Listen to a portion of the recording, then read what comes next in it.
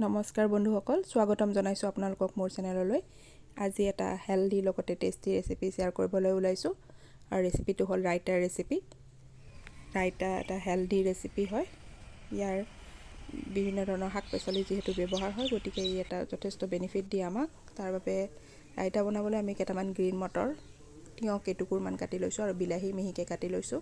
গাজৰ আৰু বিটখিনি ভালদৰে ৰুকি লৈছোঁ আৰু লগতে ধনিয়াখিনি মিহিকৈ কুটি লৈছোঁ। মই শুকান জলকীয়া দিছোঁ, আপোনালোকে কেঁচা জলকীয়াও ব্যৱহাৰ কৰিব পাৰে আৰু লগতে পিঁয়াজো ব্যৱহাৰ কৰিব পাৰে। পাত্ৰ এটাত প্ৰথমে মটৰ কেইটুকুৰ আৰু তিয়ঁহ কেইটুকুৰ আৰু লগতে বিলাহী কেইটুকুৰ দি ল'লোঁ। তাৰপিছত কুটি থোৱা ধনিয়াখিনি আৰু গাজৰ আৰু বিটখিনি ৰুকি ল'লোঁ। আমাক বিলাহীয়ে ছাল, হাৰ্ট আৰু চুলি আৰু হাড়ৰ কাৰণে ভাল, আৰু গাজৰে আমাৰ ছাল, চকু, দাঁত আৰু হাৰ্টৰ কাৰণে ভাল। ঠিক তেনেকৈ বিটৰুটেও ল' ব্লাড প্ৰেছাৰ, ষ্টেমিনা আৰু এটা হেল্ডি ৱেইট মেইনটেইন কৰাৰ কাৰণে সহায় কৰে।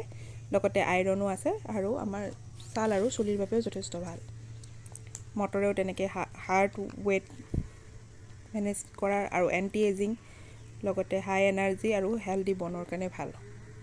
তাৰপিছত আমি ইয়াতে শুকান জলকীয়াখিনি দি দিলোঁ কুটি, আৰু লগতে দৈখিনি দিলোঁ। তাৰপিছত তাত অকণমান নিমখ ছটিয়াই লৈছোঁ আৰু লগতে অকণমান কাশ্মীৰী মিৰ্চো দিছোঁ। আৰু দৈয়ে আমাক ডাইজেষ্ট কৰাত সহায় কৰে আৰু আমাৰ হাড় মজবুত কৰে, লগতে হাৰ্টখন ভালে ৰাখে আৰু ৱেইট আমাৰ ৰিডিউচ কৰাত যথেষ্ট সহায় কৰে। আৰু স্কিনখনো হেল্ডি আৰু চাইনি কৰে আৰু চুলিৰো চাইনটো বঢ়ায়।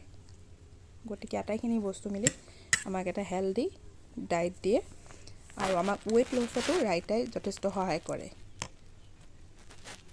যেতিয়া আমি কিবা হেভি খাওঁ, বিৰিয়ানী বা চিকেন টাইপৰ ৰেচিপি, তেতিয়া ৰাইটা এটা থাকিলে আমাৰ সেইখিনি মেইনটেইন হৈ যায়। ৰেডি হৈ গ'ল ইমান সহজতে আমাৰ টেষ্টি ৰাইটা।